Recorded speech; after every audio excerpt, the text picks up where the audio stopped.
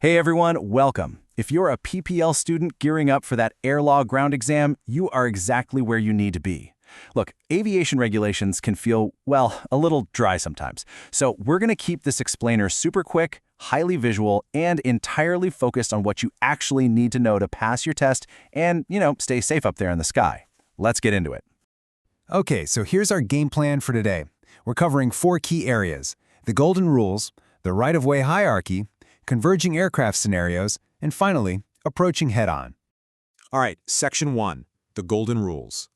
Listen closely to this phrasing right here because it's a classic exam trap. Notwithstanding any ATC clearance, it is the duty of the pilot in command to take all possible measures to ensure their aircraft does not collide with any other. The test makers absolutely love throwing you a scenario where air traffic control vectors you onto a heading, but oops, there happens to be traffic right in front of you. So remember this, ATC is an incredible resource, no doubt, but an ATC clearance literally never, ever relieves you of your ultimate duty as pilot in command. You are the one actually flying the plane, right? Not the controller sitting on the ground. If you spot a collision risk, you absolutely must take action. Building on that massive responsibility, let's look at the basic operational rules for avoiding collisions. First off, do not fly in a proximity that creates a danger of collision. I know it sounds super obvious, but it is baked right into the law for a reason. Second, there's absolutely no formation flying without prior agreement between the aircraft commanders. You can't just slide up next to another plane unannounced just because it looks cool. No way. Now, when 2 aircraft interact, we get this dynamic where one is the giveaway aircraft and the other is the right-of-way aircraft. If you're the giveaway aircraft, your whole job is to avoid. But it's not just about turning away.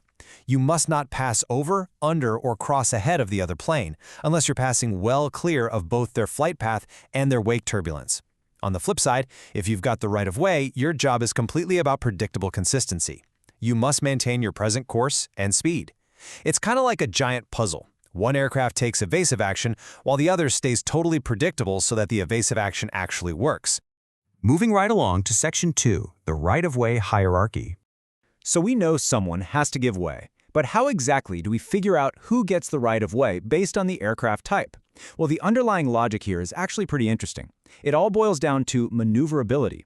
Basically, the less maneuverable an aircraft is, the higher its priority up in the sky. Right at the top, number 1, we've got balloons. They don't have engines, no aerodynamic control surfaces, they're literally completely at the mercy of the wind, making them the least maneuverable thing up there. Coming in second are gliders.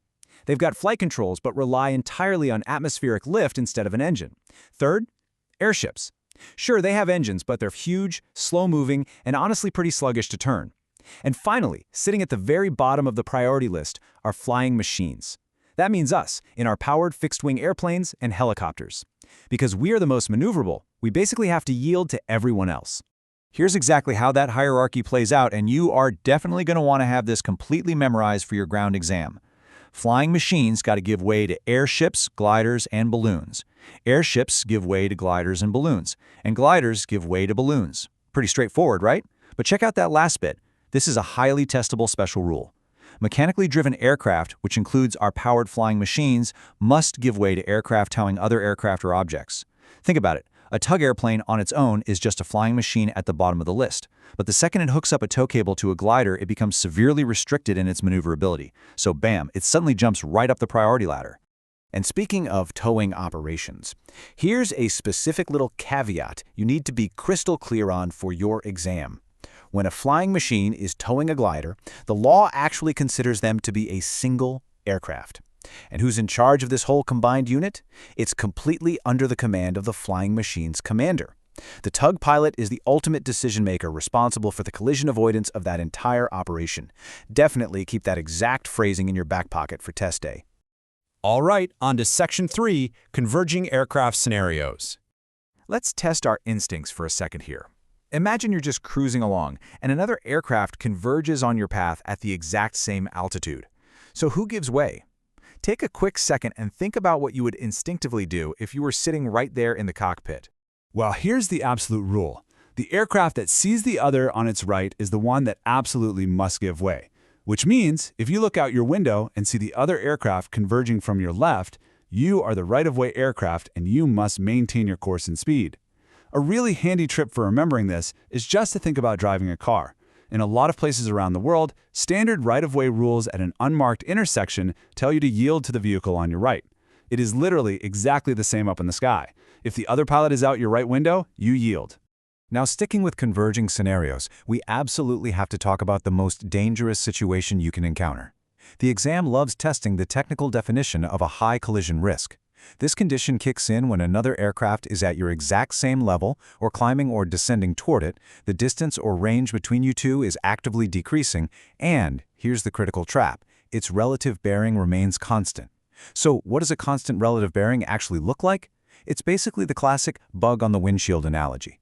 If you see another plane out your window and it's just getting larger and larger, but it's not moving up, down, left, or right across your canopy, yeah, you are on a direct collision course.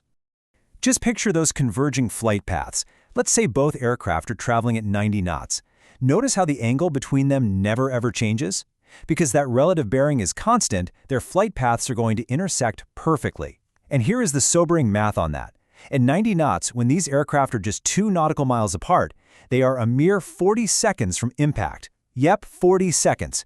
That is practically no time at all to spot the traffic, process the danger, and physically alter your course. Honestly, this is the ultimate proof of why keeping your head up and your eyes scanning outside the cockpit is absolutely the single most vital part of flying. Finally, let's shift gears to Section 4, Approaching Head-On. Think about this particular scenario for a moment. You're flying straight and level, and there is an aircraft coming directly at you at the exact same altitude. Because you're perfectly nose-to-nose, there's no clear right side or left side advantage to rely on, like we just had in the converging rules. So, who turns? All right, here is the definitive rule. When two aircraft are approaching head-on, or even approximately head-on, each pilot shall alter their course to the right. Both of you. This is an absolutely critical, universally agreed upon aviation standard. By both pilots aggressively braking right, you guarantee maximum separation distance as quickly as humanly possible. In a high-stress, split-second moment like this, never ever second-guess yourself and turn left. Because if the other pilot follows the law, well, you'll end up turning right into them, and nobody wants that. So, to wrap this whole thing up into one punchy, unforgettable phrase for your exam, just remember this. Always look right, always turn right. Keep that mnemonic locked in your head, and definitely remember your maneuverability hierarchy. But, it does leave you with a pretty serious question to ponder the next time you step out onto the tarmac. If 40 seconds is literally all it takes for a situation to turn critical, how sharp is your situational awareness really going to be when the workload gets high? Anyway, good luck on your air law ground exam. You're absolutely going to crush it. If this explainer helped clear up the rules of the sky for you, please hit that like button and definitely subscribe for more PPL study explainers. Safe flying out there, and we'll see you next time.